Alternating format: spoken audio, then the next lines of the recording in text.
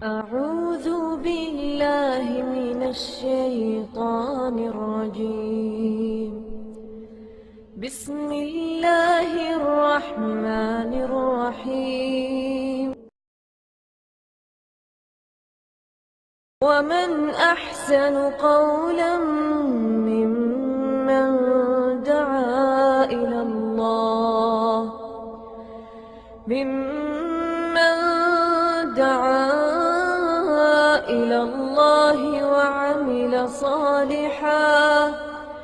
وعمل صالحا وقال إنني من المسلمين.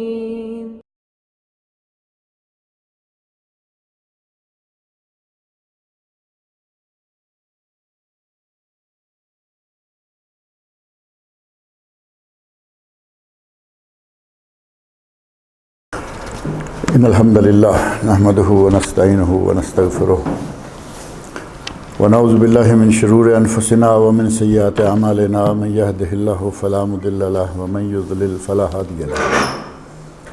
وأشهد أن لا إله إلا الله وحده لا شريك له وأشهد أن محمدا عبده ورسوله.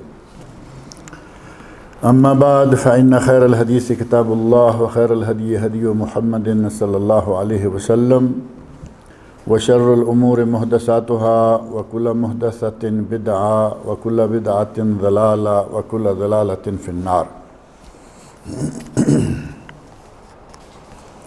رب اشرح لي صدري ويسر لي أمري واحلل عقدة من لساني يفقهوا قولي. رب اعوذ بک من همزات الشیاطین واعوذ بک رب ان یحضرون. اعوذ باللہ السمیع العلیم من الشیطان الرجیم. تبارک الذی ان شاء جعل لك خیرا من ذلك جنات تجری من تحتها الانہار ويجعل لك قصورا بل كذبوا بالساعة وأعتدنا لمن كذب بالساعة سعيرا. اذا رأتهم من مكان بعيد سمعوا لها تغيظا وزفيرا واذا القوا منها مكانا ضيقا مقرنين دعوا هنالك ثبورا لا تدعوا اليوم ثبورا واحدا وادعوا ثبورا كثيرا. گزشتہ درس میں یہ بات آئی تھی کہ مشرکین مکہ نبی اکرم صلی اللہ علیہ وسلم کو نبی اور رسول نہیں مانتے تھے، بلکہ وہ کہتے کہ نبی اور رسول ہونا ہوتا تو دو بڑی بستیوں میں سے کوئی ہوتا. مکہ سے کوئی رسول ہوتا مالدار ہوتا، یا طائف کا رسول ہوتا تو مالدار ہوتا. یہ کنگال آدمی ہے، یتیم پیدا ہوا اور بچپن میں بکریاں چراتا رہا، مزدوریاں کرتا رہا. آج بھی ہینڈ ٹو ماؤتھ جیسے ہوتا ہے آدمی، گزر اوقات صرف چل رہی ہے اور یہ کہتا ہے میں نبی ہوں. اگر کوئی مالدار کھاتا پیتا آدمی ہوتا تو ہم مان لیتے کہ شاید یہ نبی ہے.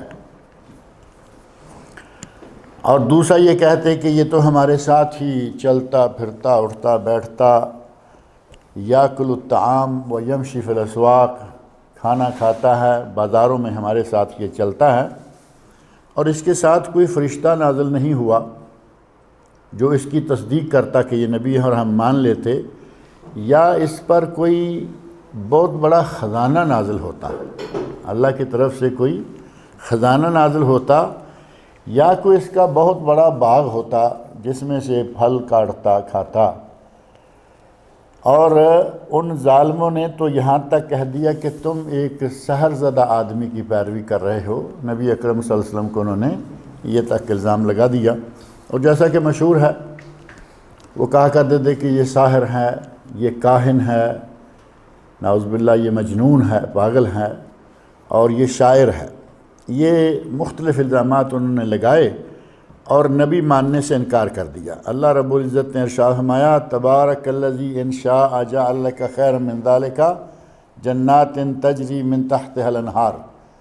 بہت برکتوں والی ہے وہ ذات اللہ رب العزت کی، اگر وہ چاہتی تو تمہارے لیے ان کی جو کہی ہوئی باتیں ہیں کہ باغ ہوتا اور یہ ہوتا، اس سے بہت بہتر باغات، بہت زیادہ خزانے اور ایسی جنتیں، ایسے باغات تمہیں مہیا کر دیتا جن کے نیچے نہریں بہہ رہی ہوتی۔ وَيَجْعَلُ لَكَ قُصُورًا، اور تمہیں وہ محلات دیتا کہ جن کی کوئی مثال ہی دنیا میں نہ ہوتی، عالی شان مکان دے دیتا۔ بل کذبوا بالساعۃ، ان لوگوں نے، حقیقت یہ ہے کہ ان لوگوں نے قیامت کا انکار کیا، یعنی قیامت کا انکار کر دیا، اور اللہ نے ان کے قیامت کا انکار کرنے کے نتیجہ میں ان کو کیا دیا، وَأَعْتَدْنَا لِمَنْ كَذَّبَ بِالسَّاعَةِ سَعِيرًا، جس نے قیامت کا انکار کیا ہم نے اس کے لیے دردناک، جو سخت جلا دینے والی بھڑکتی ہوئی آگ ہے وہ تیار کر رکھی ہے۔ اور اس آگ یا جہنم کے بارے میں اللہ رب العزت نے ارشاد فرمایا، اذا رأتهم من مکان بعید، جب وہ جہنم ان مجرموں کو، ان کافروں کو، ان مشرکوں کو دور سے دیکھے گی، سمعوا لها تغیظا وزفیرا، تو وہ ان کو دیکھ کر، وہ جہنم جو ہے وہ غصے سے بپھر جائے گی، جہنم ان لوگوں کو دیکھ کر غصے سے بپھر جائے گی، اور زفیرہ دھاڑے مارے گی، یعنی چنگاڑے گی، دھاڑے مارے گی، اور ان کو دیکھنے کے نتیجہ میں وہ اتنی غضبناک ہوگی، غصہ ہوگی کہ اس کی یہ مختلف قسم کی آوازیں اور حرکتیں ظاہر ہوں گی۔ اور یہ بات اللہ رب العزت نے سورۃ الملک میں بھی ارشاد فرمائی ہے۔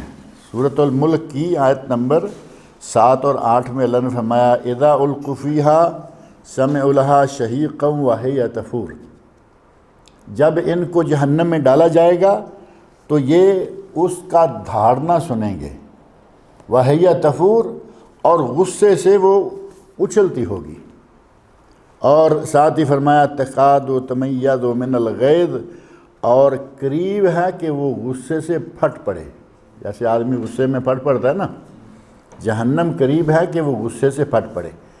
اب اللہ رب العزت نے یہ ہمیں بتایا کہ جہنم کی یہ آوازیں ہوں گی، جہنم کی یہ حرکتیں ہوں گی، اچھلے گی، تو آدمی کہہ سکتا ہے کہ وہ تو آگ ہے، وہ تو بے جان ہے، اس کا یہ اچھلنا، اس کا غضبناک ہونا، اس کا بپھرنا، یہ باتیں سمجھ میں نہیں آتی، جبکہ صحیح بات یہ ہے کہ اللہ رب العزت جس کو چاہے زبان بخش دے، پتھر کو وہ زبان دے سکتا ہے، درخت کو وہ زبان دے سکتا ہے، پتھر کے سوکھے ہوئے، درخت کے سوکھے ہوئے تنے کو اللہ رب العزت نے رونے کی طاقت بخشی۔ وہ نبی صلی اللہ علیہ وسلم کا معجزہ جو بڑا مشہور ہے، آپ جس ممبر پہ، آپ جس تنے کے پاس کھڑے ہو کر جمعہ پڑھایا کرتے تھے، جب ممبر تیار ہوا تو اس کو ظاہر چھوڑ کر آپ ممبر پہ چلے گئے، تو اس درخت کے سوکھے ہوئے تنے نے اس بات کا اتنا دکھ محسوس کیا کہ تنے سے رونے کی آواز آنے لگی۔ آپ ممبر پہ کھڑے ہو گئے اور درخت کا سوکھا ہوا تنا رونے لگا۔ نبی صلی اللہ علیہ وسلم ممبر سے اترے، تنے کو آ کے جیسے آدمی اپنے گلے سے لگاتا ہے، گلے سے لگایا، تھوڑا تھپ تھپایا، تنا جو ہے اس نے رونا بند کر دیا، اور آپ نے دوبارہ ممبر پہ جا کے واز شروع فرما دیا۔ اللہ رب العزت لکڑی کو بلا دے، لوہے کو بلا دے، جس کو چاہے وہ زبان دے، بولتی ہے۔ اور پھر اللہ رب العزت نے جہنم کو یہ بھی تو کہا نا کہ کیا تمہیں ابھی کچھ اور چاہیے یا نہیں؟ تو قرآن کریم میں سورہ قاف کی آیت نمبر 30 میں اللہ رب العزت نے بتایا ہے کہ جہنم کیا کہے گی، حل من مزید، ابھی ہمیں کچھ اور بھی چاہیے، کیا اور بھی ہے تو لے آؤ۔ جسے اللہ زبان دے سکتا ہے اسے بھڑکنے کی، اسے اچھلنے کی طاقت بھی عطا کر سکتا ہے۔ فرمایا وَإِذَا أُلْقُوا مِنْهَا مَكَانًا ضَيِّقًا، جب ان کفار کو، مشرکین کو جہنم کے تنگ جگہ پر، جہنم کے تنگ مقام یا جہنم کی تنگ جگہ پر ڈال دیا جائے گا، مقرنین، اور وہ باندھے ہوئے، جکڑے ہوئے ہوں گے بیڑیوں میں، جب اس وقت وہ وہاں باندھے ہوئے ڈالے جائیں گے، دعوا ہنالک ثبورا، تو پھر وہ وہاں موت کو آواز دیں گے، موت کو پکاریں گے۔ اب جہنم مسلسل ان کو عذاب میں ڈالے ہوئے ہے، اب وہ چاہتے ہیں کہ ہم مر جائیں۔ ایک آدمی سزائے موت کے طور پر اسے مار دیا جائے تو سزا ختم ہو گئی، موت کے ساتھ سزا تو ختم ہو گئی نا۔ اور اللہ رب العزت نے یہ فرما رکھا ہے، جیسا کہ گزشتہ ایک درس میں یہ بات آئی تھی کہ جنت اور جہنم کے درمیان اللہ رب العزت کالے رنگ کا ایک بکرا کھڑا کرا کے اس کو ذبح کرا دیں گے، اور جنت والوں کو کہہ دیا جائے گا کہ یہ موت تھی جو آیا کرتی تھی، آج کے بعد کسی کو موت نہیں آئے گی۔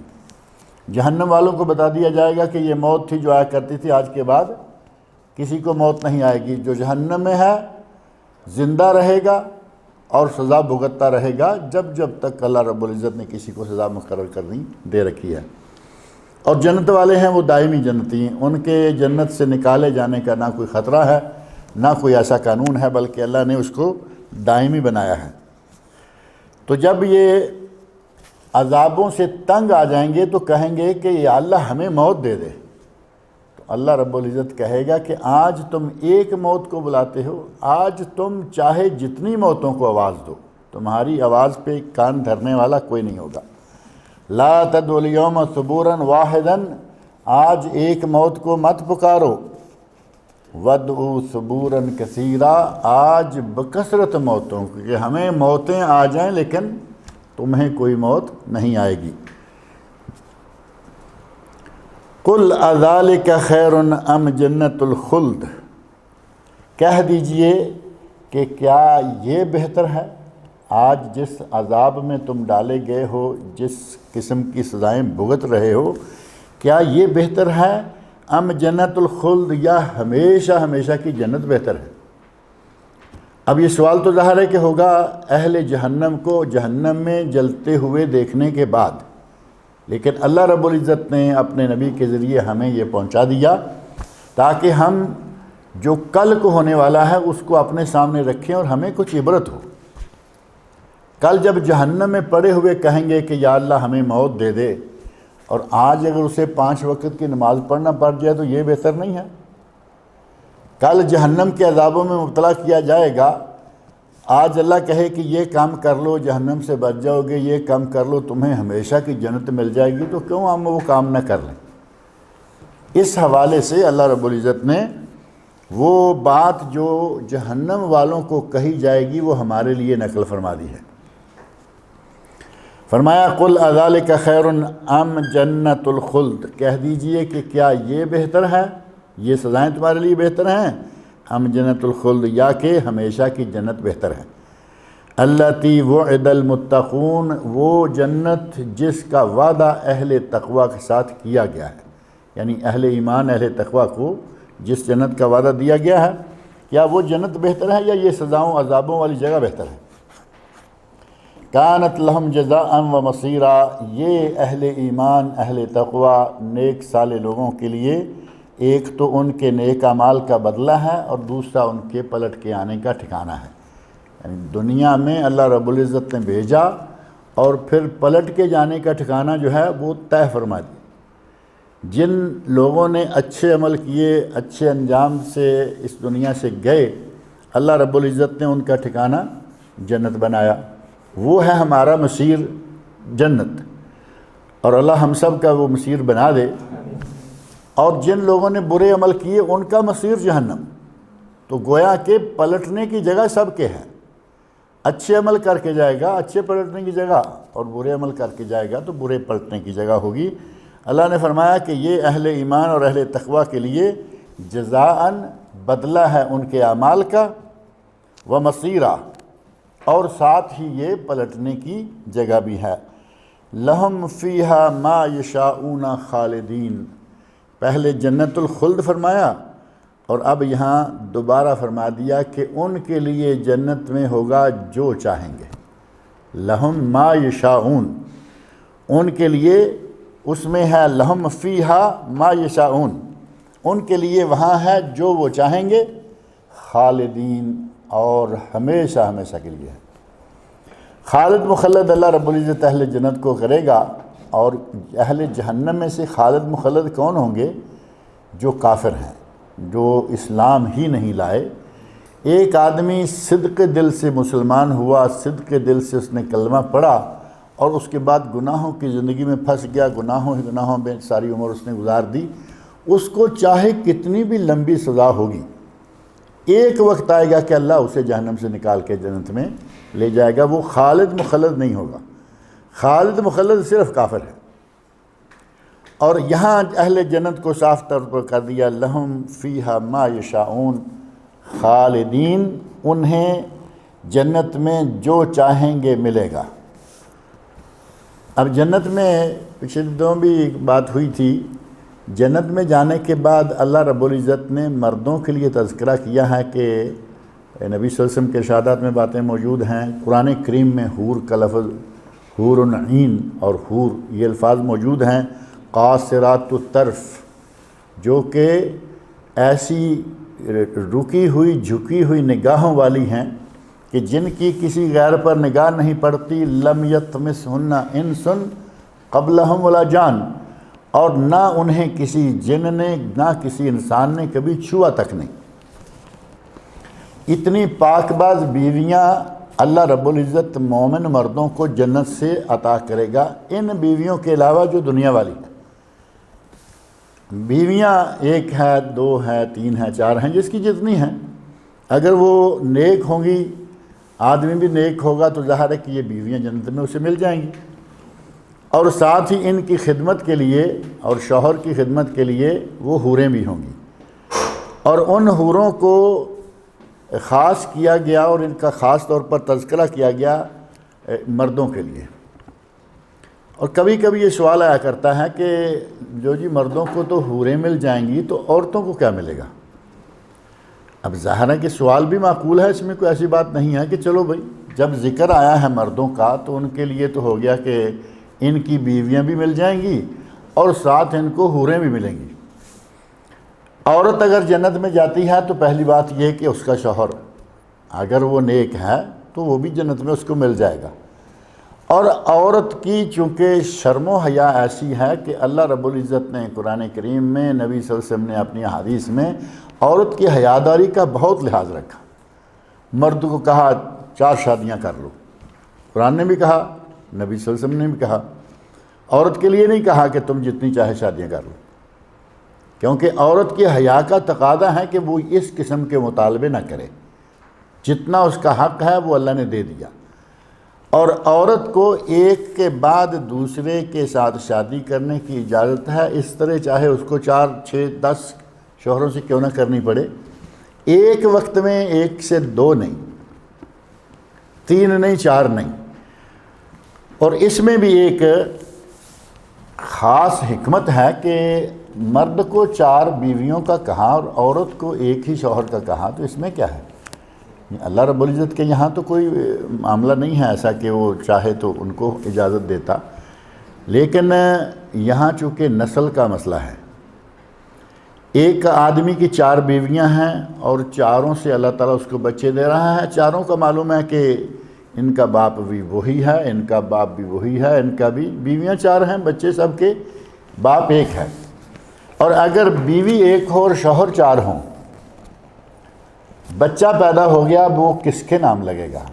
کون بتائے گا کہ یہ 4 مردوں میں سے کس کا بچہ ہے؟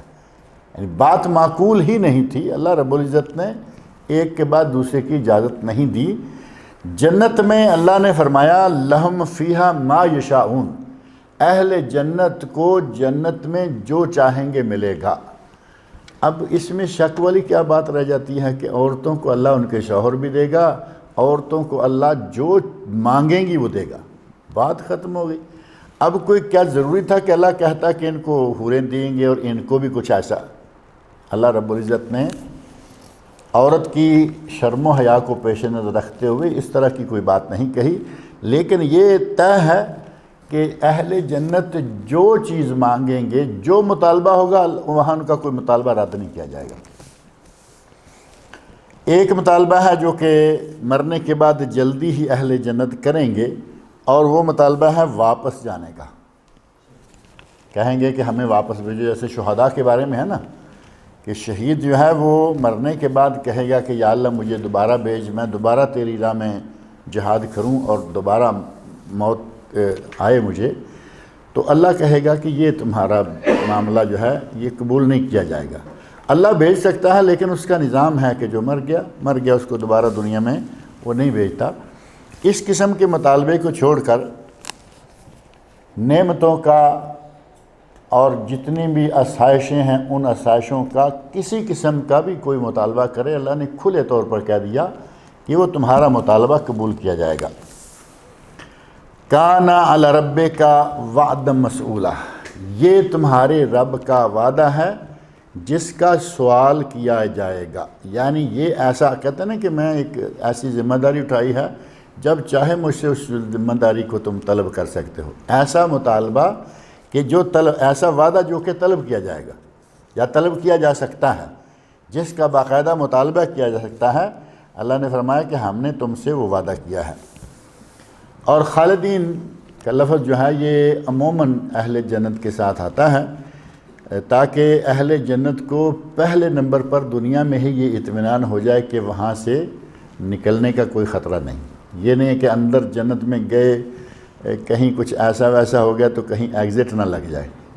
یہاں تو مسئلہ رہتا ہے نا، بڑا اچھا منصب ہے، بڑے اعلیٰ مدیر ہے، جنرل مینیجر ہے، یہ ہے، ڈائریکٹر ہے، سی ای او کیا ہوتا ہے، سارا کچھ ہے، لیکن ایک چیز دماغ میں اٹکی ہوئی ہے کہ کہیں کچھ ایسا نہ ہو جائے کہ میں یہ سارے منصب، یہ سارے اعلیٰ قسم کے نام چھوڑ کے مجھے ملک سے ہی آؤٹ ہونا پڑے، چاہے کتنی بڑی پوسٹ پر ہے۔ یہ سلسلہ رہے گا یا نہیں رہے گا فارنرز کے لیے؟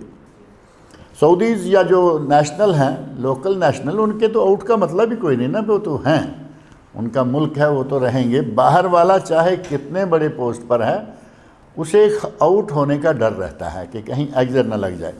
اللہ رب العزت نے کہا کہ جو جنت میں آ گیا نو ایگزٹ، وہاں پھر کوئی ایگزٹ نہیں ہے، کیونکہ وہاں ایسے لوگ جن کا کردار اور جن کا طریقہ کار ایسا نہیں ہوگا جو جنت میں جا سکے، ان کے لیے نو انٹری ہے کہ وہ جنت میں جا ہی نہیں سکتے، اور جو چلے گئے ان کو وہاں سے نکلنے والا کوئی موقع کبھی نہیں آنے والا۔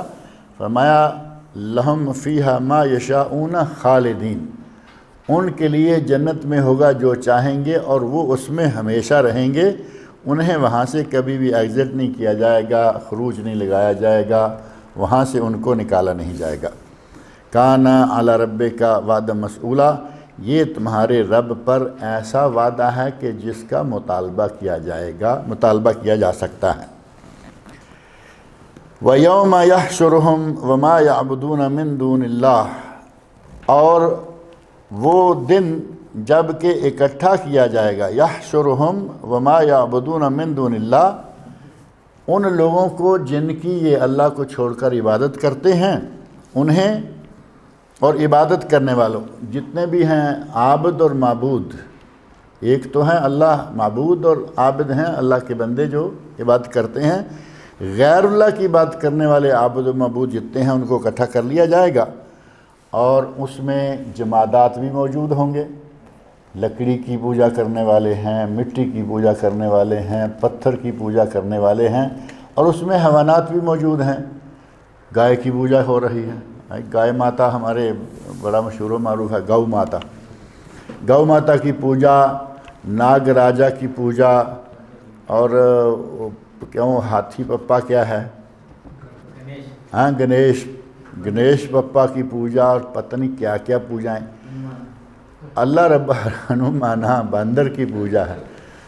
تو اللہ رب العزت فرما رہے ہیں کہ ہم سب کو اکٹھا کر لیں گے، جن کی یہ پوجا غیر اللہ کی کر رہے ہیں ان سب کو اکٹھا کر لیں گے، اور ان پوجا کرنے والوں کو اکٹھا کر لیں گے۔ ان سب سے کہا جائے گا، فیقول، کہے گا ان سے اللہ، انتم اضللتم عبادی ہؤلاء، کیا تم لوگوں نے میرے ان بندوں کو گمراہ کیا ہے؟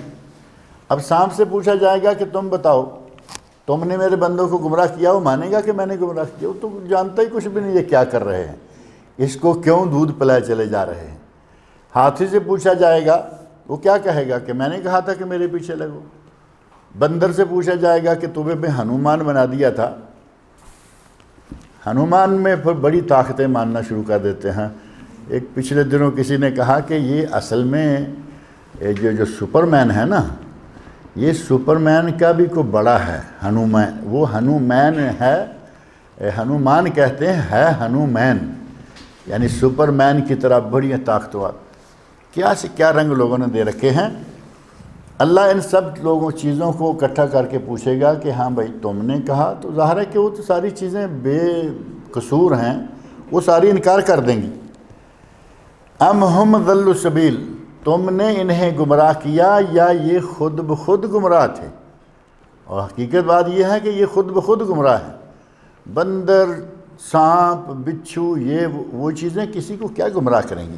یہ تو انسان کی اپنی گمراہیاں ہیں کہ ان کیڑوں مکوڑوں کو، جانوروں کو انہوں نے اپنا معبود بنا رکھا ہے۔ قالو، یہ چیزیں کہیں گی جن کی یہ عبادتیں کر رہے ہیں، اور انتہائی شرمناک بات یہ ہے کہ ان چیزوں سے قطع نظر شرمگاہ کی عبادت کی جاتی ہے، شرمگاہ کی پوجا ہو رہی ہے۔ اب بتاؤ، نام لیتے ہوئے بھی شرم آتی ہے اور یہ پوجا کر رہے ہیں اس کی، اور ایسے ٹھکانے موجود ہیں ہمارے پاکستان میں، انڈیا میں۔ قالوا سبحانک ما کان ینبغی لنا ان نتخذ من دونک من اولیاء، یہ ساری چیزیں جواب دیں گی کہ اے اللہ تو پاک ہے، ہمیں یہ حق نہیں تھا کہ تیرے سوا کسی کو ہم ولی بنا لیں۔ جب ہمیں کسی کو یہ حق نہیں تھا کہ کسی کو ولی بنائیں، تو ان کو ہم کیسے کہتے کہ تم ہمیں ولی بنا دو؟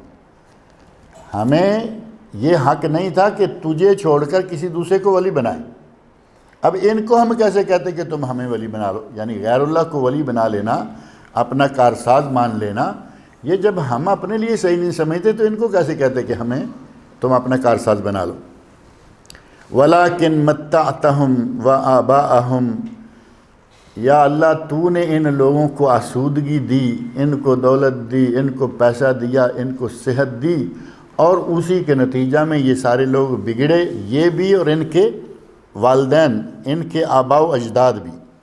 حتیٰ نسوا الذکر، یہاں تک کہ ان لوگوں نے تیرے ذکر کو بھلا دیا، یعنی تو نے ان کو آسودگیاں دیں اور یہ اسی کے نتیجہ میں سرکش ہو گئے، باغی ہو گئے، اور یہ ساری حرکتیں انہوں نے کی، یہاں تک کہ یہ نصیحت کو بھول بیٹھے، ذکر کو بھول بیٹھے۔ وَكَانُوا قَوْمًا بُورًا، اور یہ تھے ہی ہلاک ہونے والے، یعنی یہ ہلاک ہونے والی قوم تھی، اس لیے انہوں نے تیری عبادت کو چھوڑا اور طرح طرح کی چیزوں کی عبادتیں کرنا شروع کر دی۔ اللہ رب العزت مجھے اور آپ سب لوگوں کو قرآن کریم کو سمجھنے، پڑھنے اور اس کے احکام پر عمل کرنے کی توفیق عطا فرمائے۔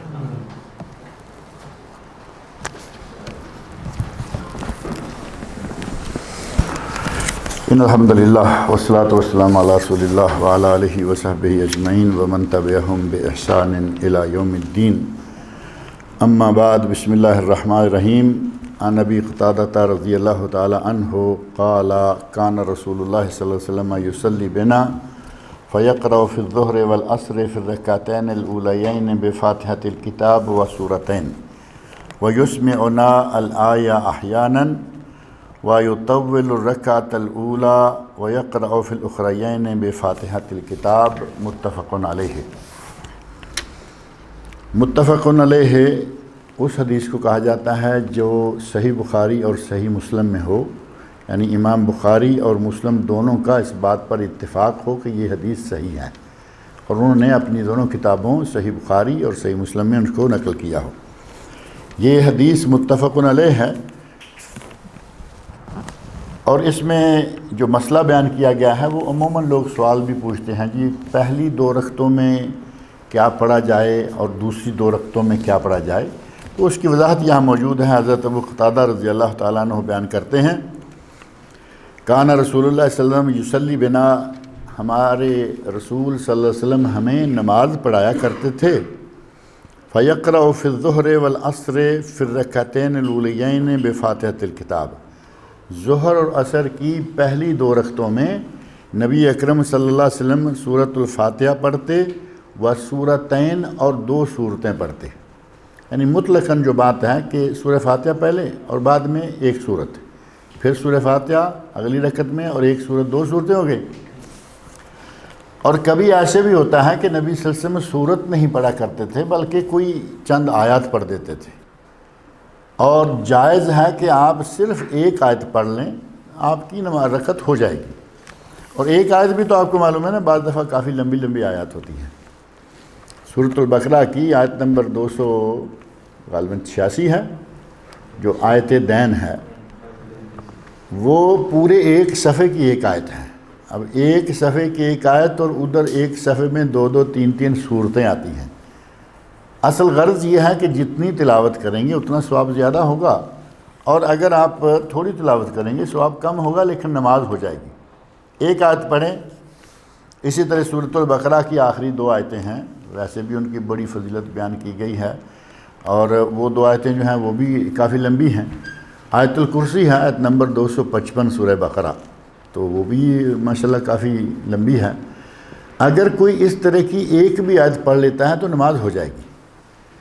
عموماً یہ ہے کہ ایک سورت کہا جاتا ہے، یہ سورۃ فاتحہ اور سورت، اور ہمارے یہاں پاک و ہند میں لفظ ایک معروف ہے ضم سورت، یعنی فاتحہ کے ساتھ ایک سورت ملانی ہے، وہ صحیح ہے ضم سورت وہی۔ اب ضم آیت کوئی نہیں کہتا، کیونکہ اصل یہ ہے کہ سورت چھوٹی چھوٹی ہوتی ہے، وہ پڑھی جاتی ہے۔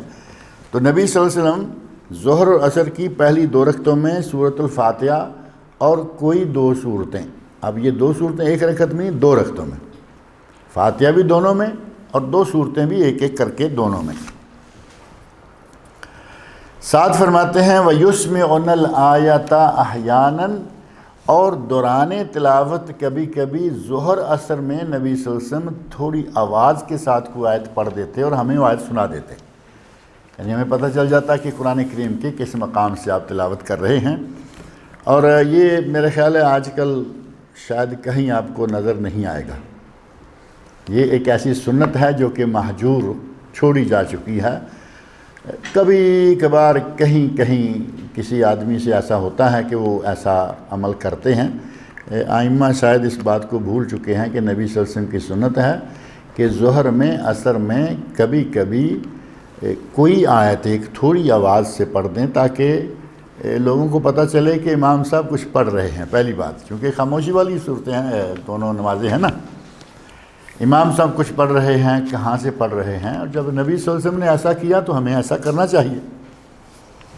وَيُسْمِعُنَ الْآيَةَ أَحْيَانًا وَيُطَوِّلُ الرَّكْعَةَ الْأُولَى، 2 رکعتیں جن میں سورت ضم سورت ہے، ان میں سے بھی پہلی رکعت کو آپ تھوڑا لمبا پڑھتے، یعنی 4 رکعتوں کی تقسیم کچھ اس طرح تھی کہ پہلی لمبی، دوسری اس سے چھوٹی، اور تیسری چوتھی اس سے چھوٹی، کیونکہ دوسری میں بھی ضم صورت ہے، صرف فاتحہ نہیں، اور آخری 2 جو ہیں ان میں صرف سورہ فاتحہ ہے، لہذا وہ تیسرے درجے پر آ جاتی۔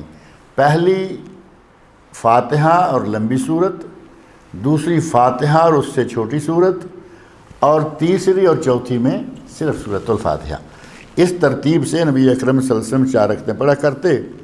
وَيَقْرَأُ فِي الْأُخْرَيَيْنِ بِفَاتِحَةِ الْكِتَابِ، اور آخری 2 رکعتوں میں آپ صرف سورۃ الفاتحہ پڑھتے تھے، اس کے علاوہ کچھ نہیں پڑھا کرتے تھے۔ یہ ہے صحابہ کرام کا، حضرت ابو قتادہ رضی اللہ عنہ کا اپنا ایک انداز بات کرنے کا کہ سورۃ الفاتحہ چونکہ واجب ہے، ضروری ہے، فرض ہے، اس کے بغیر نماز نہیں ہوتی، لہذا یہ تو آپ پڑھتے ہی تھے۔ البتہ بعض صحابہ نے اندازہ کیا کہ نبی صلی اللہ علیہ وسلم صرف سورہ فاتحہ نہیں پڑھتے تھے، بلکہ ایسا بھی ہوتا تھا کہ ظہر اور عصر کی 2 رکعتوں پہلی جو ہیں ان میں تو سورہ فاتحہ اور کوئی صورت ہے، آخری 2 رکعتوں جو ہیں ان میں بھی سورہ فاتحہ کے بعد کچھ پڑھ لیا کرتے تھے۔ اور اس کی دلیل کیا ہے؟ وہ بطور دلیل جو بات ہے وہ صحیح مسلم میں حدیث موجود ہے۔ عن ابی سعید الخدری رضی اللہ تعالی عنہ، حضرت ابو سعید خدری معروف صحابی ہیں، وہ بیان کرتے ہیں کننا نحذر قیام رسول اللہ صلی اللہ علیہ وسلم فی الظہر والعصر، ہم نبی صلی اللہ علیہ وسلم کے ظہر اور عصر میں جو قیام ہے اس کا تخمینہ لگایا کرتے تھے، اندازہ کیا کرتے تھے۔ فحضرنا قیامہ فی الرکعتین الاولیین من الظہر قدر الف لام میم تنزیل السجدہ، کہتے ہیں کہ ہم نے ظہر کی اور عصر کی جو پہلی رکعتیں ہیں ان میں اندازہ کیا کہ آپ پہلی 2 رکعتوں میں جو پڑھتے ہیں وہ الف لام میم تنزیل سورہ سجدہ کے برابر ہوتا ہے، یعنی کبھی سجدہ پڑھ لی، کبھی کوئی دوسری پڑھ لی، کبھی کوئی اتنی آیتیں پڑھ لی جو کہ سورہ سجدہ کے برابر ہو جاتی ہیں۔ وَفِي الْأُخْرَيَيْنِ قَدْرًا نِصْفِ مِنْ ذَلِكَ، اور کبھی ایسا ہوتا کہ جو آخری 2 رکعتیں ہیں وہ سورہ سجدہ کی نصف آیات ہو جاتی، سورہ سجدہ کی آیات سے نصف ہو جاتی۔ وَعَلَى قَدْرِ الْأُخْرَيَيْنِ مِنَ الظُّهْرِ وَالْأُخْرَيَيْنِ عَلَى النِّصْفِ مِنْ ذَلِكَ، یعنی پہلی میں سورہ سجدہ، پہلی رکعت جو ہے اس میں الف لام میم تنزیل سجدہ ہوتا، پھر رکعتین اولیین من الظہر، یہ ایک نماز کی بات ہے، ظاہر ہے کہ عصر بھی اسی طرح ہے۔ وفی الاخرین، آخری 2 رکعتیں جو ظہر کی ہیں ان میں ہوتا ہے اس کا نصف۔ وفی الاولیین من العصر، اور عصر کی جو پہلی 2 رکعتیں ہیں علی قدر الاخرین من الظہر، وہ ظہر کی آخری 2 کے برابر پہلی 2 ہوتی، یعنی ظہر کی تلاوت جو ہے وہ لمبی ہے اور ظہر کی اس سے عصر کی اس سے کم ہے۔ والأخرین علی النصف من ذلک، اور آخری 2 رکعتیں جو عصر کی ہیں وہ ظہر کی 2 رکعتوں کا نصف ہوتی۔ اب یہ انہوں نے اپنا ایک اندازہ جو ہے وہ لگایا ہے، اور اسی سے اندازہ کرتے ہوئے بلکہ اسی موضوع کے ساتھ ملتی اگلی ایک حدیث بھی ہے۔ حضرت سلیمان بن یسار بیان کرتے ہیں، کانا فلان یطیل الاولیین من الظہر ویخفف العصر، فلاں آدمی، یعنی اپنے کسی راوی کا، صحابی کا نام لیے بغیر کہتے ہیں، فلاں آدمی ظہر کی نماز میں جو رکھتے ہیں پہلی 2 ان کو لمبا کرتے، ویخفف العصر، اور عصر میں تخفیف کرتے، ظہر کی لمبی کے رکھتے، عصر کی اس سے چھوٹی کرتے۔ وَيَقْرَأُ فِي الْمَغْرِبِ، اور مغرب میں آپ قصار المفصل، یعنی جو چھوٹی مفصل صورتیں ہیں وہ پڑھتے۔ وَفِي الْعِشَاءِ بِوَسَطِهِ وسط المفصل، قصار مفصل، وسط المفصل اور طوال، یہ قرآن کریم کی صورتوں کی تقسیم کی گئی ہے کہ یہاں سے یہاں تک قصار، یہاں سے یہاں تک مفصل اور اوسط۔ اور وَفِي الْعِشَاءِ بِوَسَطِهِ وَفِي الصُّبْحِ بِطِوَالِهِ، فجر میں جو لمبی صورتیں ہیں آپ وہ پڑھا کرتے ہیں۔ ظاہر ہے کہ فجر کے وقت جو ہے وہ بڑا اسپیشل ہے اس سلسلہ میں، وقرآن الفجر، فجر کا وقت جو ہے اس کے قرآن کو اللہ کے فرشتے بھی آ کے سنتے ہیں، ظاہر ہے کہ سنتے تو ہیں لیکن فجر کے لیے بڑا وہ اسپیشل ہے، اس کو آپ زیادہ لمبی آیتیں جو ہیں صورتیں وہاں پڑھا کرتے۔ فقال ابو ہریرہ رضی اللہ عنہ، حضرت ابو ہریرہ رضی اللہ عنہ فرماتے ہیں، ما صلیت وراء احد اشبہ صلاۃ برسول اللہ صلی اللہ علیہ وسلم من ھذا، یہ شخص جس طرح نماز پڑھتا ہے اس سے زیادہ بہتر نبی کے مشابہ میں نے کسی کو نماز پڑھتے نہیں دیکھا۔ حضرت ابو ہریرہ رضی اللہ عنہ خود کہتے ہیں کہ میں قسم کھا کے کہتا ہوں کہ تم سب لوگوں سے زیادہ میری نماز نبی کے مشابہ زیادہ ہے، یہ خود وہ اپنے بارے میں کہتے ہیں۔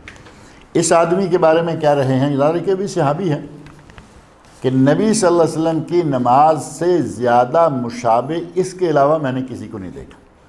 یعنی سنت طریقہ جو بیان کیا گیا وہ یہ کہ ظہر کی نماز اس کی پہلی 2 رکعتیں لمبی، عصر کی چھوٹی، مغرب کی قصار مفصل، یہ جو آخر میں ہے نا قل اعوذ برب الناس سے آگے لے آئیں آپ اقرا بسم ربک کے قریب تک، یہ قصار مفصل، عشاء میں اس کے وسط اس سے آگے والی، اور فجر میں اس سے بھی طویل جو آخری بڑی صورتیں ہیں۔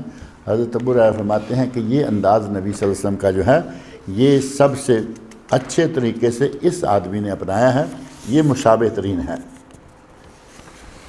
اور یہ جو پہلی حدیث ہے اس میں جو تقسیم آئی ہے نا، الف لام میم تنزیل سجدہ، اور آخری میں اس کا نصف، اور آخری میں اس سے بھی نصف، اس سے علامہ ابن قیم رحمۃ اللہ علیہ نے ایک بات لکھی ہے کہ ظہر اور عصر کی آخری 2 رکعتوں میں بھی سورۃ الفاتحہ کے علاوہ کچھ پڑھ سکتے ہیں، اور نبی صلی اللہ علیہ وسلم کا پڑھنا ثابت ہے۔ اور وہ اس طرح کہ پہلی 2 رکعتوں میں الف لام میم سجدہ جو کہ غالباً 30 آیات ہیں. الف لام میم سجدہ 30 آیات ہیں. پہلی میں وہ اور آخری میں اس کا نصف، تو کتنی ہو گئی وہ 15 آیات. تو سورۃ الفاتحہ کتنی آیات ہیں؟ 7 آیات. تو اس کا معنی یہ ہوا کہ سورۃ الفاتحہ کے علاوہ بھی نبی اکرم صلی اللہ علیہ وسلم کچھ پڑھتے تھے، لیکن زیادہ لمبا نہیں. 7-5 آیات والی کوئی سورت جو ہے وہ آخری 2 رکعتوں میں بھی پڑھ لیتے تھے. اور یہ آج بھی ائمہ کرام جو پڑھے لکھے لوگ ہیں، بعض ائمہ تو بیچارے پڑھے لکھے نہیں ہوتے، آخری 3 سپارے زبانی یاد کر لیے، حافظ قرآن ہو گئے. اب وہ حافظ قرآن کا معنی عالم تو ہوتا نہیں، حافظ ہے بہت بڑا مقام ہے، اس میں کوئی شک نہیں، لیکن حافظ کا عالم ہونا ضروری نہیں ہے، اور عالم کا حافظ ہونا ضروری نہیں ہے، دونوں الگ الگ ہیں. اگر کوئی آدمی عالم ہے اور امام ہے، مان لیا کہ پورا حافظ نہ صحیح لیکن عالم ہے، 2-4 سپارے جو پڑھتا ہے اسے وہ حفظ بھی ہیں، تو وہ آج بھی ایسا کرتا ہے کہ آخری 2 رکعتوں میں وہ 2-4 آیات یا کوئی چھوٹی سورت پڑھ لیتے ہیں. اور یہ بہت دور کی بات نہیں، ابھی یہ غالباً بدھ کی بات ہے. بدھ کے دن میں نے اپنے ایک ہمارے محکمہ میں کورٹ میں ہمارے امام صاحب جو ہیں وہ قاضی بھی ہیں، قاضی شرعی ہیں، ان سے اپنے ایک ایسے ذاتی مجلس میں بیٹھے میں نے تھوڑا سا شکوہ کیا کہ آپ بہت تیز پڑھتے ہیں. صاف میں نے کہا کہ میں آپ کی آخری 2 رکعتوں میں سورہ فاتحہ نہیں پڑھ سکتا اور آپ رکوع چلے جاتے ہیں. تو انہوں نے اپنی زبان سے فوراً مجھے کہا کہ میں عموماً آخری 2 رکعتوں میں بھی انا توینا پڑھ لیتا ہوں. یعنی یہ تازہ بالکل خبر ہے کہ میں سورہ فاتحہ کے بعد انا توینا پڑھ کے یعنی کوئی سورت چھوٹی ملاتا ہوں. میں نے کہا ٹھیک ہے، وہ آپ کی ماشاءاللہ زبان اچھی تیز چل رہی ہوتی ہے، ہماری اتنی تیز نہیں، تھوڑا سا ہمارا خیال کیا کرو. یعنی اس کا معنی یہ کہ آج بھی الحمدللہ علماء ایسے ہیں کہ عالم آدمی جماعت کرائے تو وہ یہ ساری سنتوں کے خیال رکھتا ہے. تو یہ جائز ہے، اور خاص طور پر ہمیں یہ دیکھیں، ہم مقتدی لوگ ہیں، امام نے جماعت کرائی اور وہ سورہ فاتحہ کے بعد کچھ پڑھ رہا ہے اور ہم منہ بند کے کھڑے ہو جاتے ہیں، منہ بند کیا ہوا ہے کھڑے ہیں. جو بھائی ٹھیک ہے، آپ نے سورہ فاتحہ پڑھی اور امام نے بھی پڑھی. اب امام کچھ پڑھ رہا ہے، پہلی رکھتے ہیں، دوسری ہیں، کوئی بھی ہیں، جب تک امام رکوع نہیں جاتا آپ کچھ پڑھتے رہیں، کیونکہ منع بولنا کب ہے؟ منع تب ہے جب امام کی آواز اور آپ کی آواز آپس میں ٹکرائے، اس وقت یہ منع ہے. لیکن اگر آپ بغیر آواز کے پڑھتے ہیں، پڑھیں. ظہر اثر میں سورہ فاتحہ کے بعد باقی صورت کو شروع کریں، جب امام اللہ اکبر کہے رکوع چلے گا. یہ پہلی رکعت ہو، دوسری ہو، تیسری ہو، چوتھی ہو، کسی میں کوئی فرق نہیں ہے. لہذا منہ بند کر کے کھڑے رہنا جو ہے نا، وہ خاموش نمازوں میں ٹھیک نہیں. اور اس کا فائدہ ایک یہ ہوگا، آپ نے سورہ فاتحہ مثال کے طور پڑھ لی اور خاموش ہو گئے، اور امام نے کوئی ایک صورت سبح اسم ربک الاعلی، لمبی نہ صحیح حل اتاک حدیث الغاشیہ یہ پڑھی، تو یہ 1 منٹ 2 منٹ لگے گا اسے پڑھنے میں. اب اس 1-2 منٹ میں آپ کیا کریں گے؟ خاموش ہیں، اور وہ تو آپ سن نہیں رہے. سن رہے تو آدمی مشغول ہے، دماغ کام کر رہا ہے کہ بھئی قرآن سن رہا ہوں میں، عشاء ہے، مغرب ہے، فجر ہے، جمعہ ہے، عیدین ہے. جب آپ ظہر اثر میں امام خاموش ہے، آپ جب یہ 2-3 منٹ خاموشی میں گزاریں گے تو سوائے اس کے اور کچھ نہیں ہوگا کہ آپ ادھر ادھر کے خیالات آپ کے دماغ میں آئیں گے. سیدھی بات ہے یہ نہیں؟ ان خیالات سے بچنے کا بھی بہترین طریقہ یہ ہے کہ آپ کچھ پڑھ لیں، آپ کی تلاوت بھی ہو جائے گی، نماز بھی ہو جائے گی، اور انشاءاللہ خیالات سے بھی آپ بچ جائیں گے.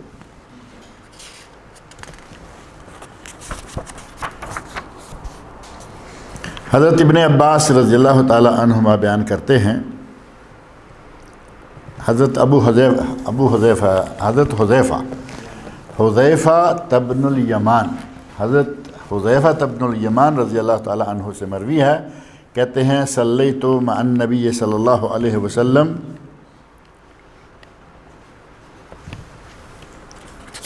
آگے نکل گئے ہیں،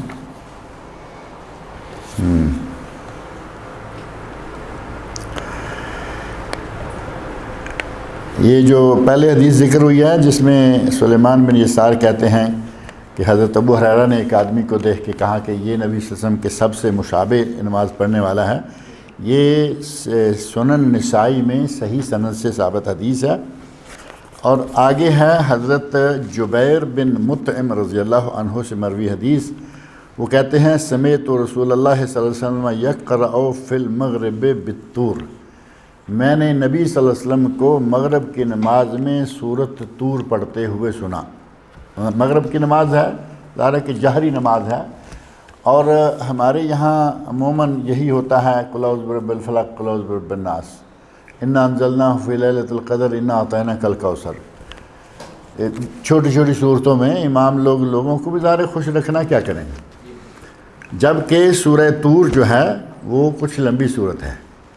نبی صلی اللہ علیہ وسلم نے مغرب میں، جس کا وقت بھی سب نمازوں سے کم ہے، سب نمازوں سے کم وقت ہے، اس کے باوجود نبی صلی اللہ علیہ وسلم نے مغرب میں سورہ طور پڑھی، تو اس کا مطلب ہے کہ سورت تھوڑی سی اچھی پڑھ لینی چاہیے۔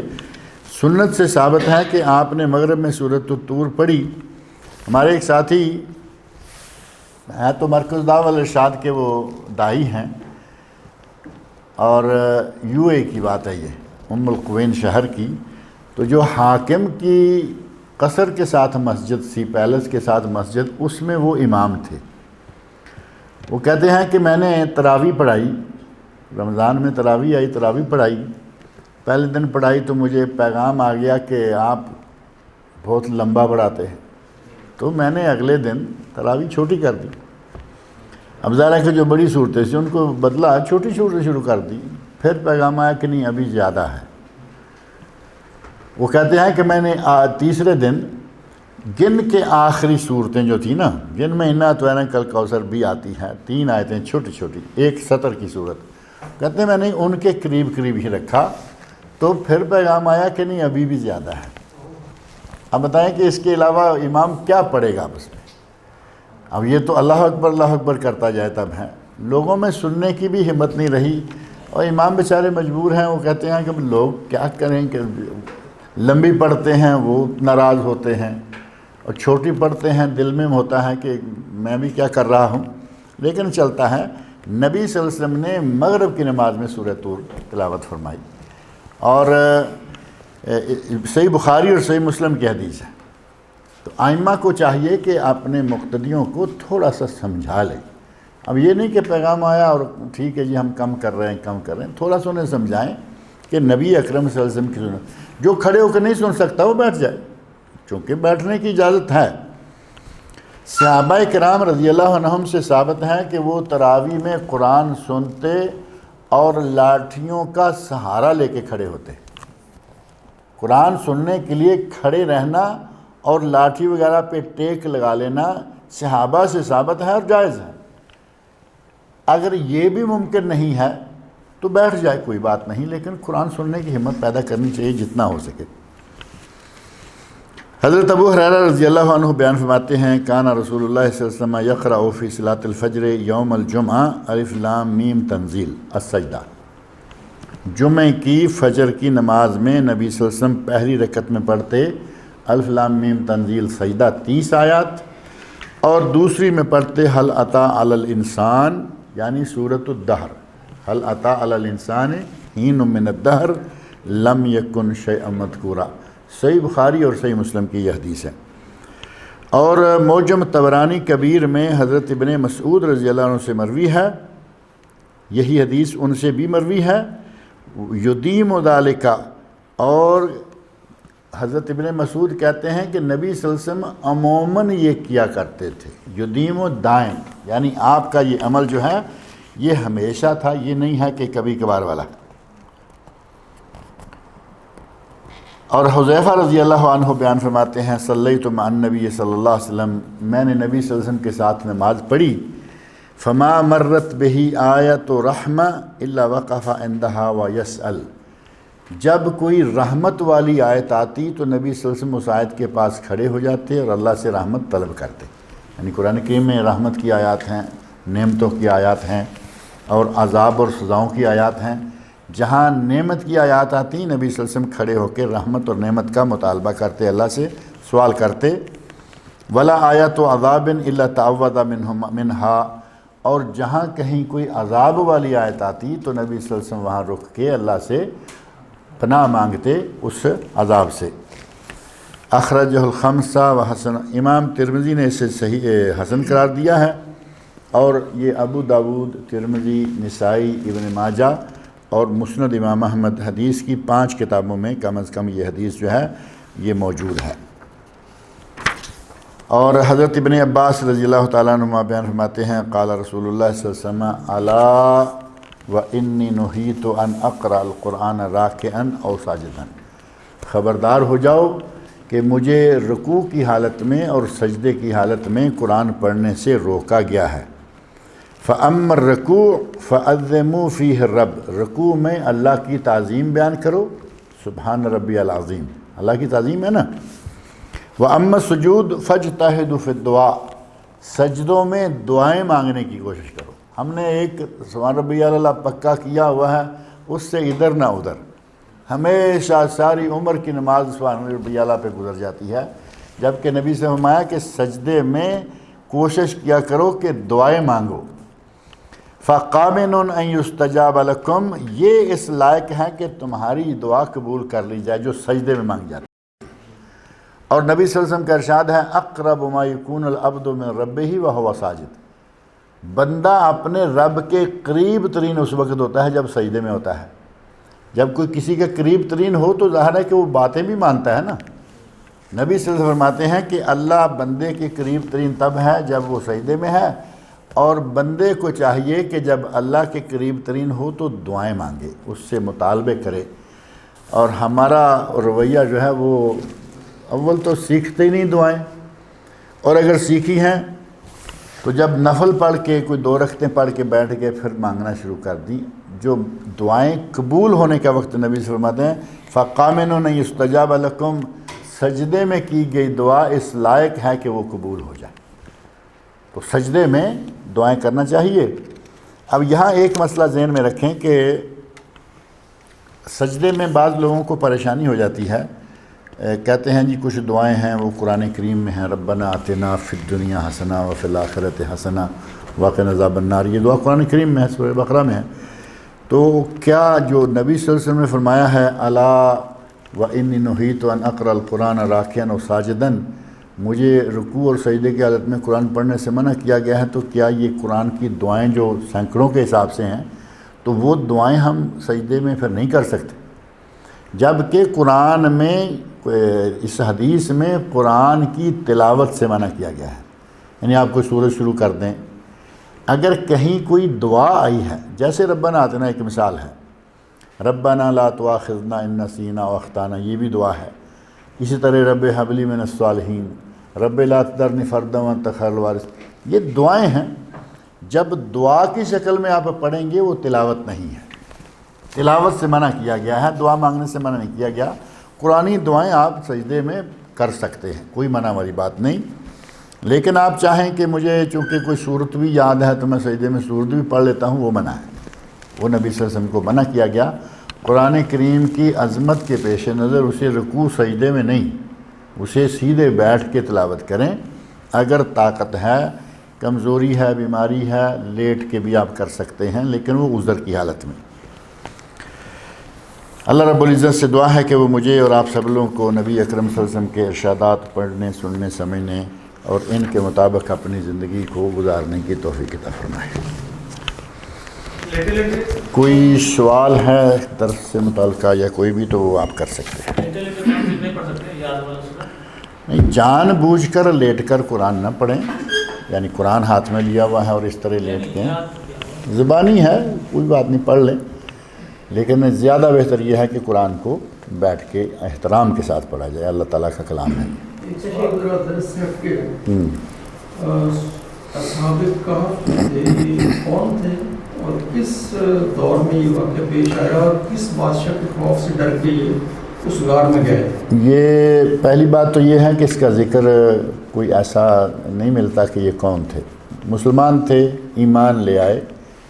سورہ کہف میں یہ الفاظ موجود ہیں فتیۃ آمنوا بربہم. یہ کچھ نوجوان تھے جو اللہ کی ذات پر ایمان لے آئے.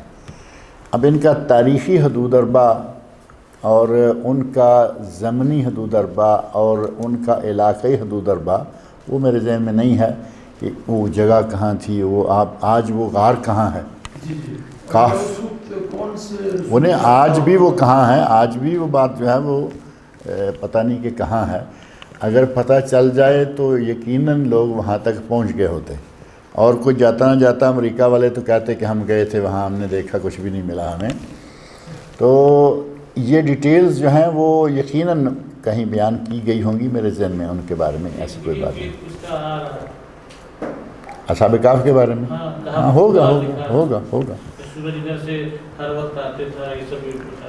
وہی نا ایک کلپ میں نے بھی دیکھا, لیکن وہ جگہ کہاں ہے, کس ملک میں ہے, وہ کس بادشاہ کا زمانہ تھا, یہ چیزیں اس میں نہیں ہیں. لیکن وہ صرف کہف جو ہے نا پہاڑ میں داخل ہونے کی جگہ, وہاں کچھ لوگ نکلتے دکھائے گئے ہیں. کلپ میری نظر سے گزرا تھا, لیکن ان کا وہ تاریخی اور علاقائی حدود اربا میرے ذہن میں نہیں. دعا جو سجدے میں جس طرح آپ نے بتایا ہے, یعنی عربی میں ہم دعا مانگتے ہیں, لیکن اگر نوافل پڑھ رہے ہیں اور سجدے کی حالت میں کیا ہم اپنی زبان میں دعا؟ اہل علم کا اس بات میں اختلاف ہے کہ کیا نماز میں غیر مسنون دعا مانگی جا سکتی ہے یا نہیں. یعنی مسنون جو قرآن اور سنت میں ثابت ہے.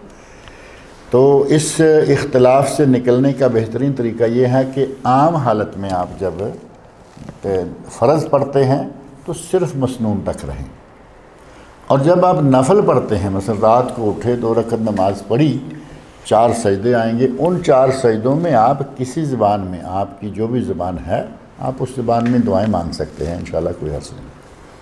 تو یہ بہتر حل ہے اس اختلاف سے نکلنے کا. منع کرنے والے فرض ہم نے نہیں کیا, اور جائز کہنے والے بھی ہم نے نوافل میں دعا مانگ لی ہے.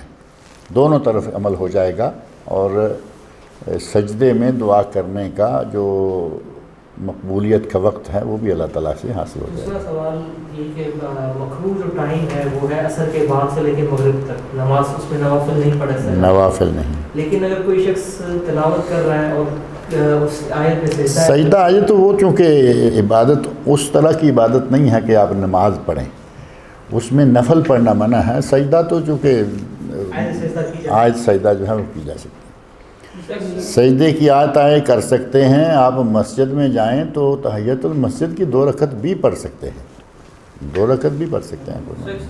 جو سجدے سے زیادہ قریب ہے وہ نماز کا سجدہ یا ایڈیشنل ایکسٹرا سجدہ کرنے کا؟ ایڈیشنل سجدے کا کوئی کہیں ذکر ہی نہیں ملتا. سجدہ شکر ہے, سجدہ تلاوت ہے.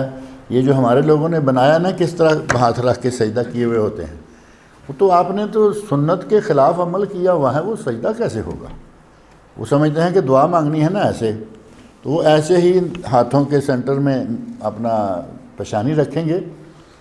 ایسا کرنا نبی صلی اللہ علیہ وسلم سے قطعاً ثابت نہیں. لہذا ایڈیشنل کوئی چیز نہیں ہے. جو مسنون ہے وہ مسنون ہے, جس کو آپ ایڈیشنل ڈالیں گے وہ بدعت ہو جائے گی. اسلام پھیرنے سے پہلے جتنی چاہیں دعائیں مانگیں, وہ بھی قبولیت کی جگہ ہے. شاید آگے جا کے وہ بات آئے گی.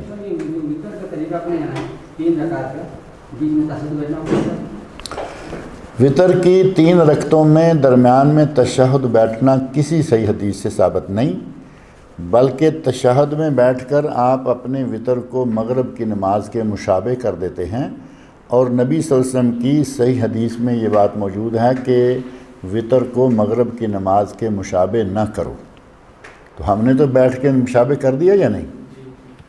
اور کسی صحیح حدیث میں بیٹھنا ثابت نہیں. ہمارے یہاں پاکستان انڈیا میں یہی زیادہ تر مروج ہے کہ وہ 2 رکعتیں پڑھ کے اتحیات بیٹھتے ہیں, اور پھر سلام پھیرے بغیر اٹھ کر 1 اور رکعت پڑھتے ہیں. یہ سنت سے ثابت نہیں ہے. صحیح حدیث سے ثابت یہ ہے کہ بیٹھنا ہے تو سلام پھیر کے اٹھیں, 1 رکعت الگ کریں, اور اگر پڑھنی ہے تینوں ایک سلام سے تو پھر مسلسل اٹھتے جائیں, درمیان میں قاعدہ نہیں ہے. یہ 2 طریقے ثابت ہیں, ہم نے تیسرا لیا جو ثابت نہیں. 2 رکعت کی نیت کے بعد پھر اگلی جو ایک رکعت ہے اس کی ایک رکعت کی نیت ہوگی؟ وہ ایک رکعت ہوگی. وطر کا حصہ اصل وطر وہی ہے.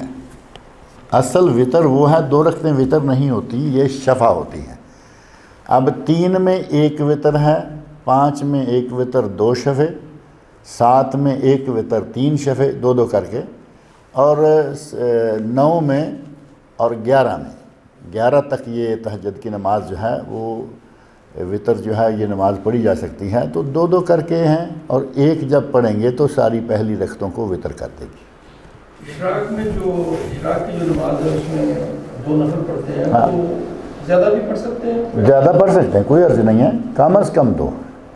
کم از کم 2 ہیں. اسی طرح جو صلاۃ الضحیٰ ہے, صلاۃ الضحیٰ اور وہی ہے نماز چاشت, اور وہی ہے صلاۃ الاوابین, یہ 8 رکھتے ہیں. اب کم کر لیں کوئی بات نہیں, زیادہ کر لیں کوئی بات نہیں, چونکہ یہ نوافل ہیں. لیکن نبی صلی اللہ علیہ وسلم ظہر سے پہلے اور 9 کے بعد. اشراق جو ہے نا وہ سورج نکلنے کے فوراً بعد ہے, 10-15 منٹ بعد. یہ سورج نکلنے کے 2 گھنٹے بعد, جب سورج کی گرمی بن جائے. کیونکہ نبی صلی اللہ علیہ وسلم نے اس نماز کا وقت بیان فرمایا ہے, صلاۃ الاوابین حین یرمض الفصال. یہ صلاۃ الاوابین یا چاشت یا ضحیٰ اس وقت ہے جب اونٹ کے بچے کے پاؤں نیچے سے جلنے لگیں, ریت گرم ہو جائے. ہاں, تو وہ یہ 8 بھی ہے, ثابت ہے, نبی صلی اللہ علیہ وسلم نے 8 پڑھی, اور کم زیادہ سے منع نہیں کیا. لہٰذا 8 پڑھ لیں, 6 پڑھ لیں, 12 پڑھ لیں, آپ کی مرضی. اس صفا مطلب کیا وطر میں 2 رکعت پڑھتے ہیں؟ صفا نہیں, شفا کا معنی ہے جوڑی. شفا کا معنی جوڑی. الشفع والوتر قرآن کریم میں ہے نا, والفجر ولیال عشر والشفع والوتر, جوڑی کی اور سنگل کی. سنگل ہے اللہ تعالیٰ, ان اللہ وطر یحب الوطر, اللہ ایک ہے اور اللہ کو اکائی پسند ہے. اب دیکھیں نبی صلی اللہ علیہ وسلم کا عمل مبارک کیسا ہے, یہ کرو تو 3, یہ کرو تو 3, یہ کرو تو 3, یہ کرو تو 3, 5, 1, 7, 9, یعنی شفع کو آپ پسند کرتے تھے, اور آپ نے فرمایا اللہ شفع کو پسند کرتا ہے. ان اللہ وطر, اللہ ایک ہے, یحب الوطر, اکائی کو پسند کرتا ہے. تو آپ کی عادت مبارکہ تھی کہ آپ عید کے لیے نماز پڑھنے کے لیے جاتے تو کھجوریں وطر حالت میں کھا کے جاتے. اب یہ تو نہیں ہے کہ 1 کھا کے جاتے, وطر یعنی 5, 7, 9 کھجوریں اس انداز سے کھاتے تھے. تو یہ طریقہ ہے وطر کا. لیکن اب تقلید کرنا واجب ہے, اپنے انڈیا میں پاکستان میں بولتے ہیں تقلید کرنا ضروری ہے. تقلید کرنے کو واجب قرار دینے کے لیے قرآن و سنت کی نص چاہیے, یا ہم جب جس کو چاہیں واجب کر لیں. اب جو چیز قرآن و سنت سے ثابت نہیں ہے اس کو ہم فرض واجب نہیں کہہ سکتے. اور تقلید تو تقریباً 400 سال کے بعد آ کے باقاعدہ جمائے پاؤں تقلید نے. اس سے پہلے یہ ہمارا جو سسٹم آج چل رہا ہے نا کہ 4 مذہب ہیں تو 4 ہی ہیں, 4 امام ہیں تو 4 ہی ہیں, 5واں کوئی نہیں ہے, یہ 400 سال کے بعد سلسلہ شروع ہوا. اس سے پہلے لوگ ٹھیک ہے, امام شافعی والے بھی ہیں, یعنی قرب تھا, لوگوں کا تعلق تھا, لیکن تعصب نہیں تھا. تعصب نے پاؤں جمائے 4 صدی ہجری کے بعد آ کے. تو جب 4 صدی ہجری سے پہلے, پھر اس سے بھی تھوڑا اوپر چلے جائیں, امام احمد بن حنبل رحمۃ اللہ علیہ, امام شافعی رحمۃ اللہ علیہ, امام مالک رحمۃ اللہ علیہ, امام ابو حنیفہ رحمۃ اللہ علیہ, ان میں سے کوئی شخص بتائے کہ انہوں نے کہا ہو کہ ہماری تقلید واجب ہے, وہ بھی نہیں کہہ رہے, بلکہ 4 سے منع ثابت ہے کہ ہماری تقلید مت کرو, تم بھی وہاں سے لو جہاں سے ہم نے لیا ہے. وہ باقاعدہ کہہ کے گئے ہیں کہ تم بھی وہاں سے لو, قرآن اور حدیث ہے, جہاں سے ہم نے لیا. اب ان کی محنتوں سے فائدہ اٹھایا جا سکتا ہے, لیکن یہ جملہ جو ہمارے لوگوں نے بڑا پکا کر دیا نا ہمارے ذہنوں میں کہ تقلید واجب ہے, واجب کرنے کے لیے قرآن کی اور سنت کی دلیل چاہیے, اور یہ تو سلسلہ ہی قرآن سنت کے بعد ہوا ہے. نبی صلی اللہ علیہ وسلم کی وفات کے 100 سال بعد آ کے کہیں یہ سلسلہ شروع ہوتا ہے. ائمہ کرام کی جو ولادت ہے, حضرت امام ابو حنیفہ رحمۃ اللہ علیہ باوجود تمام تر عزت و احترام کے وہ تابعی بھی نہیں تھے, وہ تبع تابعین میں سے ہیں. ہمارے احناف برادران جو ہیں وہ کوشش کر کے تابعین ثابت کرتے ہیں، لیکن تابعین ثابت نہیں ہوتے۔ جنہیں صحیح تاریخ معلوم ہے، کون صحابی کب فوت ہوا اور امام صاحب کب پیدا ہوئے، انہوں نے ثابت کر دیا ہے کہ امام صاحب تابعی نہیں بلکہ تبع تابعین، پھر بھی ان کا بڑا مقام ہے۔ صحابی، تابعی اور تبع تابعین، تین وہ نسلیں ہیں جن کے بارے میں نبی صلی اللہ علیہ وسلم نے فرمایا کہ یہ خیر ہے، خیر القرون قرنی ثم الذین یلونہم ثم الذین، وہ خیر القرون میں سے ہیں لیکن تابعین میں سے نہیں، تبع تابعین میں سے ہیں۔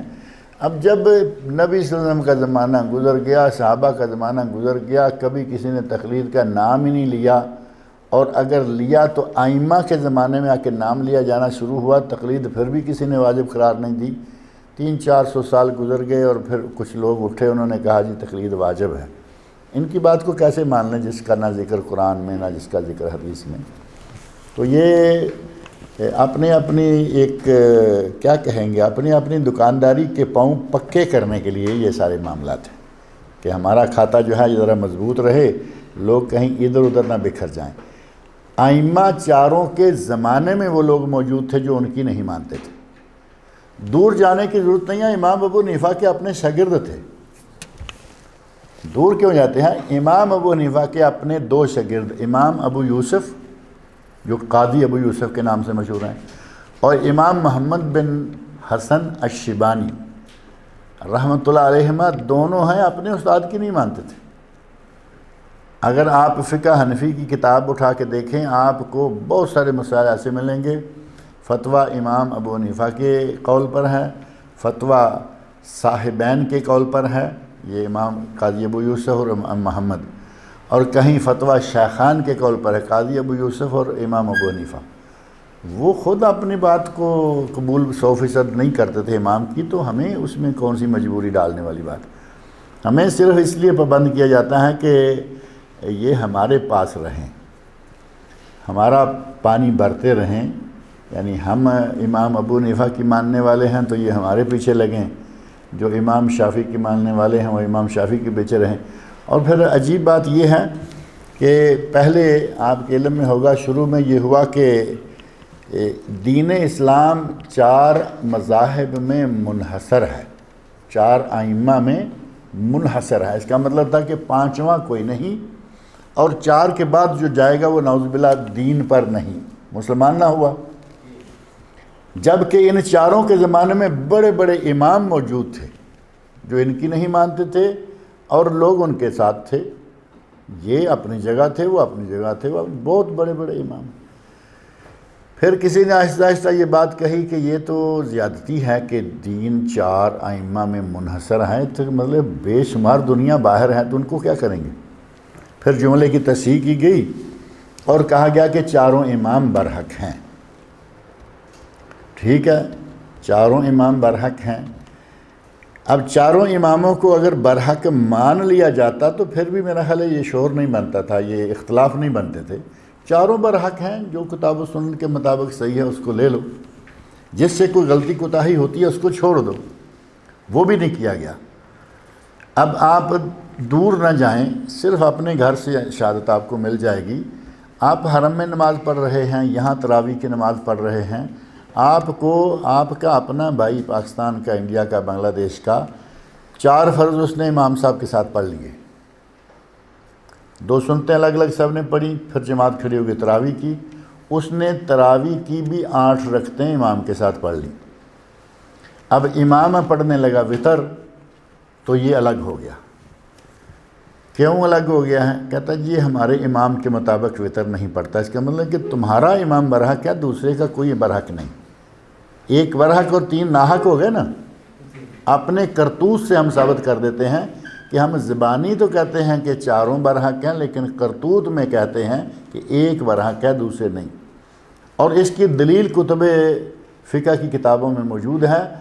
ان کے علماء نے یہاں تک کہا قول و امامنا صواب یحتمل الخطا، ہمارے امام کی بات سچی ہے، کبھی غلط ہو سکتی ہے، یحتمل، احتمال ہے کہ غلط ہو جائے، وقول و امام غیرنا، اور ہمارے غیر کا جو امام ہے اس کی بات غلط ہے، کبھی ہو سکتا ہے صحیح ہو جائے۔ اب جب یہاں تک بات کہیں گے تو اس کا مطلب یہ ہوا کہ ہم کیسے وطر پڑھ لیں گے ان کے پیچھے، ہماری وطر نہیں ہوگی۔ عجیب بات ہے کہ تمہارے فرض ہو گئے اور وطر نہیں ہوں گے۔ فرض بھی پھر اپنے پڑھو الگ سے، پھر اپنا کھاتا سارا الگ کر لو آہستہ آہستہ شیعہ کی طرح۔ تو یہ کچھ تنگ نظریاں ہیں، تعصبات ہیں۔ اللہ تعالیٰ سب لوگوں کو ہدایت دے۔ قرآن و سنت جہاں آ جائے وہاں کوئی امام نہیں، اور قرآن و سنت کے مطابق ہیں ہمارے سارے امام ہیں۔ قرآن و سنت نہیں ہے تو کوئی بھی نہیں۔ قرآن و سنت ہے اللہ الراس والعین۔ امام ابو حنیفہ رحمۃ اللہ علیہ امام ہیں۔ کبھی آپ نے میری زبان سے ان کے بارے میں کوئی غلط لفظ سنا ہو؟ ہم جو اٹھنے بیٹھنے والے ہیں رحمۃ اللہ علیہ کے کہہ کے نام بھی پورا لے کے، اسی طرح باقی ائمہ ہیں۔ میری چاروں میں سے کسی سے رشتہ داری نہیں ہے، میرا دین کا رشتہ ہے اور چاروں کے ساتھ ہے الحمدللہ۔ یہ انداز اگر رکھیں تو آج جو ہماری پاکستان انڈیا میں جنگ ہوتی رہتی ہے روز دوسرے دن، وہاں حنفی شافی جھگڑا ہو گیا، وہاں وہابی سنی جھگڑا، وہ نہیں ہو پاتے۔ دلوں میں فرصت ہو، دوسرے کی بات کو سننے کے لیے آدمی میں تھوڑا سا حوصلہ ہو، کوئی جھگڑا بنتا ہی کوئی نہیں۔ لیکن اللہ تعالیٰ رحم فرمائے۔ یہ جو 5 شمالی نمازیں ہیں اس میں جو فقہ جعفری والے ہیں ان کی کیا فرق ہے؟ سیم فقہ جعفری والوں کا تو دین ہی بالکل الگ تھلگ ہے، ان کا تو سیم کہاں سے آئے گا، وہ تو دین کے قریب بھی نہیں ہے۔ فقہ جعفریہ والے دین کے قریب بھی نہیں ہیں۔ اگر یہ کہا جائے کہ شیعہ حضرات کا تمام کافروں سے زیادہ نقصان مسلمانوں کو پہنچا ہے تو بات ناحق نہیں ہوگی۔ اگر کسی کو دلائل چاہیے تو میں مہیا کر دیتا۔ اتنا کافروں نے مسلمانوں کو نقصان نہیں پہنچایا جتنا ان لوگوں نے پہنچایا۔ اور آج جو کر رہے ہیں آپ کے سامنے ہے، سوریہ میں کیا ہو رہا ہے، ایران میں کیا ہو رہا ہے، اور اب یمن میں کیا شروع ہے۔ ان کا دین اب جو ہمارے ساتھ نماز پڑھنے کو تیار نہیں، ہمارے ساتھ حج کرنے کو تیار نہیں، ہمارے ساتھ زکوٰۃ دینے کو تیار، ان کا دین ہی الگ ہے۔ حنفی شافی مالکی جو بھی ہیں لیکن آخر اکٹھے تو رہتے ہیں نا، ہو بھی جاتے ہیں۔ حرم شریف میں یہ ساری کارروائیاں اپنی کرتے ہیں۔ اب بیت اللہ تو اللہ کا گھر ہے، اس سے کہاں جائیں گے، اسے چھوڑ کے بھی انہوں نے اپنے مسجد وغیرہ میں گھر بنائے ہوئے ہیں، مسجد میں ہے، وہاں ہے۔ ہاں تو پھر وہی بات ہوئی نا کہ وہ تو گھر دنیا میں ایک ہے، جو ان کی مجبوری ہے کہ اسے مانیں، اس کے گرد جا کے چکر لگائیں۔ لیکن اس کے علاوہ اپنے بھی انہوں نے گھر بنائے ہوئے ہیں۔ پورا بیت اللہ ان کا سمجھیں کہ جس طرح زیارت کرنے کے لیے بیت اللہ کی جاتے ہیں، اس سے زیادہ زیارتیں کرنے کے لیے کبھی یہ عراق گئے ہوتے ہیں، کبھی یہ کسی دوسرے شہر گئے ہوتے ہیں۔ ان کا دین تو بہت عجیب قسم کا دین ہے۔ اللہ تعالیٰ انہیں بھی ہدایت دے۔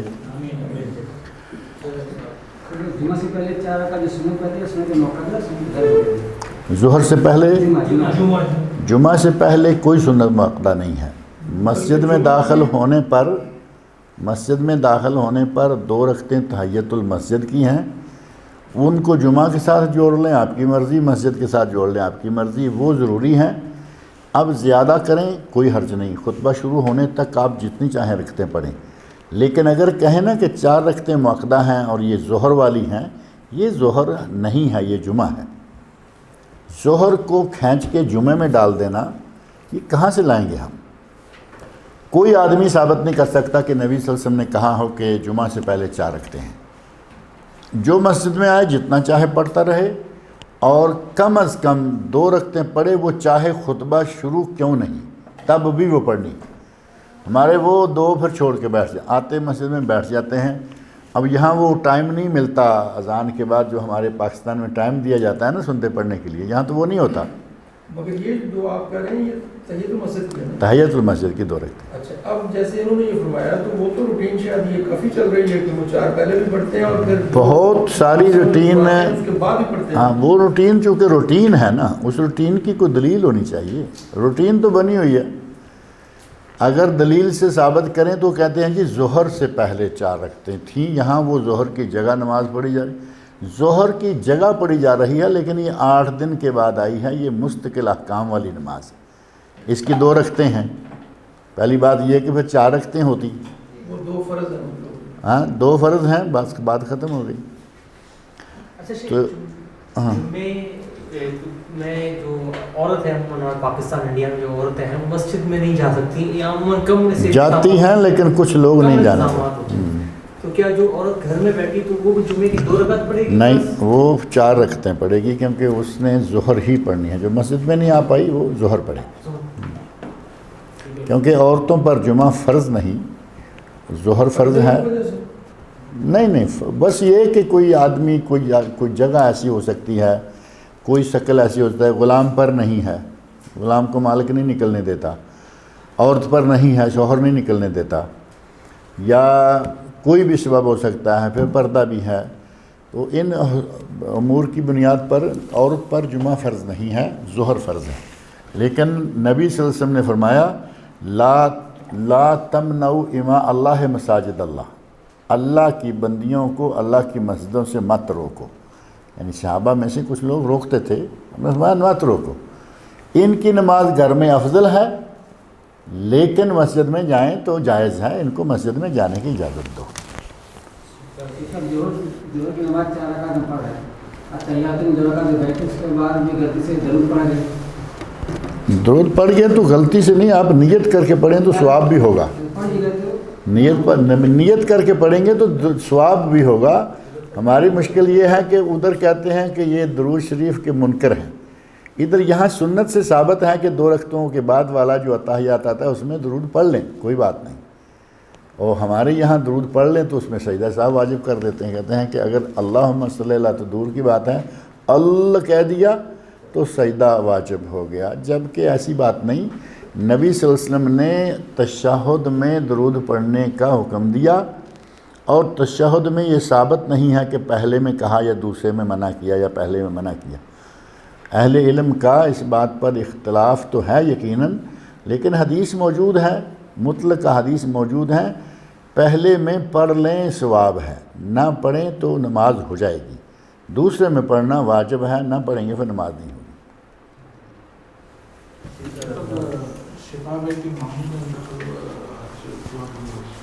شفا بھائی درسوں میں آیا کرتے ہیں، ان کے ماموں کا انتقال ہوا ہے. دعا کریں کہ اللہ تعالیٰ ان کی مغفرت کرے، بچی کوتاہیوں کو اللہ معاف کرے، اللہ تعالیٰ ان کو جنت فردوس اعلیٰ مقام عطا کرے. ظہر اثر کی جو نمازیں بعد میں کیوں نہیں پڑھتے؟ ظہر اثر کی نمازوں کو کیا ہے؟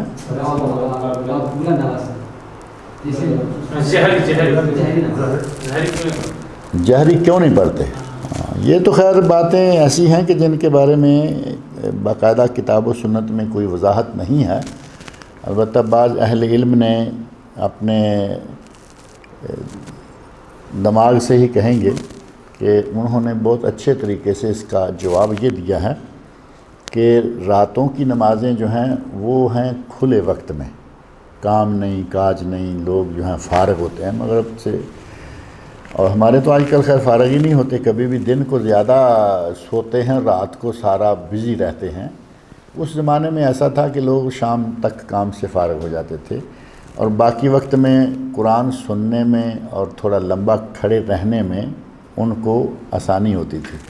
لہذا جہری رکھی گئی کہ قرآن سنیں، اور دن کو کام کاج کا وقت ہے، تھوڑی سی نماز مختصر سی رکھی، بغیر جہر کے رکھی، تاکہ سری طور پہ پڑھی جائے اور معاملہ ختم ہو جائے. اور ساتھ دوسری بات یہ کہی گئی کہ دن کے وقت مشرکین کے اذیت پہنچانے کا کچھ زیادہ خطرہ ہوتا تھا، لہذا وہ سری رکھی گئیں. اور یہ اچھے جوابات ہیں سارے، لیکن یہ قرآن و سنت سے ثابت نہیں ہے کہ آدمی کہے کہ اس کی دلیل بھی ہے، ایسی کوئی چیز نہیں ہے.